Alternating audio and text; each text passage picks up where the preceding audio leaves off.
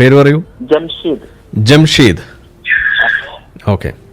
അറബി മൂളിച്ച വേണോ? കോയാണ് കോയ. ആ അതെ, അറബി മൂളിച്ച വേണോ?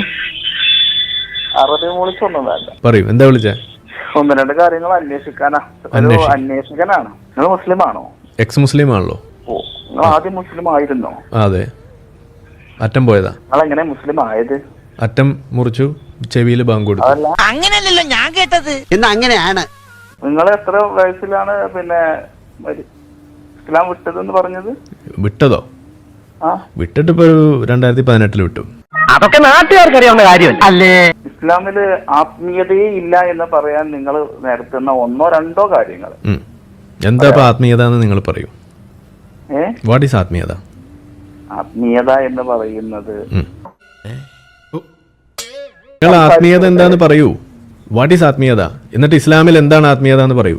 ഞാൻ എന്ത് പറയണം എന്നാണ് നിങ്ങൾ ഉദ്ദേശിക്കുന്നത്? നിങ്ങൾ ആത്മീയത ഉണ്ടോന്ന് ചോദിച്ചു. എന്താണ് ആത്മീയത എന്ന് ആദ്യം ഡിഫൈൻ ചെയ്യൂ. ആത്മീയത എന്ന് പറഞ്ഞതുകൊണ്ട് നിങ്ങൾ ഉദ്ദേശിക്കുന്നത്? ഞാനൊന്നും ഉദ്ദേശിക്കില്ല, നിങ്ങളല്ലേ എന്നോട് ചോദിച്ചത്. Now you define what is ആത്മീയത. ഒരാള് വിശ്വാസിയാവണം എന്നുണ്ടെങ്കിലുള്ള ബേസിക് കാര്യത്തെ കുറിച്ച് നിങ്ങൾ എന്ത് പഠിച്ചു എന്നാണ് ബേസിക് കാര്യം വിനയത്തോടെ ചോദിക്കണേ. എന്താണ് ബേസിക് കാര്യം? ആ ബേസിക് കാര്യം എന്ന് പറയുന്നത് ദൈവം ഒരുവനാണെന്ന് എന്നുള്ള കാര്യം. ദൈവം ഒരുവനാണെന്ന് ആര് പറഞ്ഞു? അത് ഉത്തരം പറ. അത് നീ ഇപ്പൊ ചോദിച്ചതേ ഒരു ആദ്യം ഊള ആൻസറാ. നിങ്ങളോട് ചോദിക്കാണ്, നിങ്ങൾ എക്സ് മുസ്ലിം ആണ് എന്ന് നിങ്ങൾക്ക് തെളിയിക്കാൻ കഴിയും? എക്സ് മുസ്ലിം ആണെന്ന് തെളിയിക്കാൻ കഴിയുമെന്നോ? അതെങ്ങനെ തെളിയിക്കുക? അതെ, നമ്മൾ നിങ്ങൾക്ക് സ്റ്റാമ്പ് കളക്ഷൻ ഉണ്ടോ? എനിക്ക് സ്റ്റാമ്പ് കളക്ഷൻ ഇല്ല. അതൊന്ന് തെളിയിച്ചേ. ഇല്ല.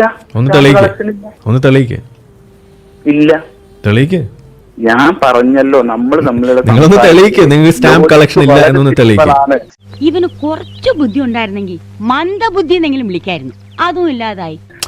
നിങ്ങൾക്ക് സ്റ്റാമ്പ് കളക്ഷൻ ഇല്ലാന്ന് തെളിയിച്ച് കാണിക്കേ. മാത്രമാണ് നമ്മളെ ചർച്ച ഇങ്ങനെ നീണ്ടുപോയത്. നിങ്ങൾക്ക് ബാങ്കും ഇഖാമത്തും കൊടുത്തപ്പോഴാണ് ഞാൻ വിശ്വാസി. എന്റെ പൊന്നു ചേട്ടാ, ഞാൻ പറഞ്ഞല്ലോ.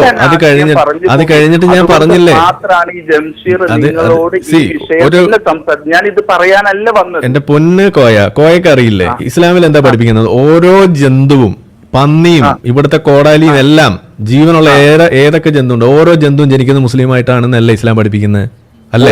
പിന്നെ നിങ്ങൾ ഈ ചോദ്യം ചോദിക്കുന്നതിൽ വല്ല കഥയുണ്ടോ? അപ്പൊ അത് വിടൂ. പ്രതിഭയാണ്, പ്രതിഭാസമാണ്. നിങ്ങള് എന്റെ പേര് ഞാൻ ജംഷീദാണെന്ന് പറഞ്ഞു. എന്റെ പേരിന്റെ കൂടെ ജംഷീദ് കോയെന്ന് നിങ്ങൾ വിളിച്ചില്ല. ഞാൻ ആരിഫ് കോയെന്നോ ആരിഫ് നിരീശ്വരോ അങ്ങനെ എന്തെങ്കിലും വിളിച്ചോ? ഞാൻ നിങ്ങൾ ജംഷീദ് കോയാന്ന് ഞാൻ വിളിച്ചോ? ഇല്ലല്ലോ. കോയാണെന്ന് നിങ്ങൾ ഇങ്ങോട്ടല്ലേ പറഞ്ഞേ? റിപ്പീറ്റ് ചെയ്ത് കേൾക്കൂണ്ടി. കോയാണെന്ന് നിങ്ങൾ ഇങ്ങോട്ടല്ലേ പറഞ്ഞേ?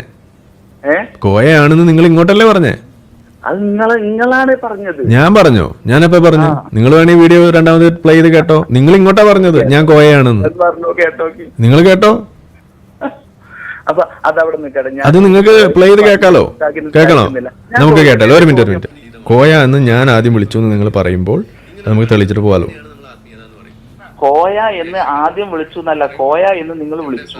നിങ്ങൾ ആദ്യം ഇങ്ങോട്ട് കോയാന്ന് പറഞ്ഞോ? ഞാൻ എന്റെ പേര് ജംഷീദ് എന്നാ പറഞ്ഞത്. ജംഷീദ്. ഓക്കെ. അറബി മൂളിച്ച വേണോ? കോയാണ് കോയ. അതെ, അറബി മൂളിച്ച വേണോ?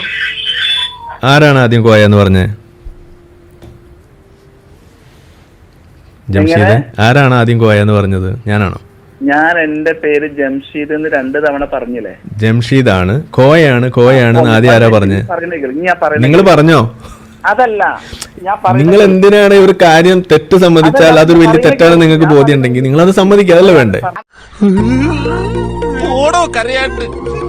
എന്റെ പൊന്ന് കോയ, ഇപ്പൊ ഞാൻ ശരിക്കും കോയനെ കോയാന്ന് ഞാൻ വിളിക്കാണ്. കോയ, ആദ്യം ഒന്ന് മനസ്സിലാക്ക്. നിങ്ങൾ ഈ വലിയ ഒരു മോറൽ ഹൈ ചമഞ്ഞിട്ട് ഇവിടെ വന്നിട്ട് എന്തെങ്കിലുമൊക്കെ പറഞ്ഞിങ്ങനെ ഞെളിഞ്ഞങ്ങ് പോവാന്ന് വിചാരിച്ചാൽ നടക്കില്ല.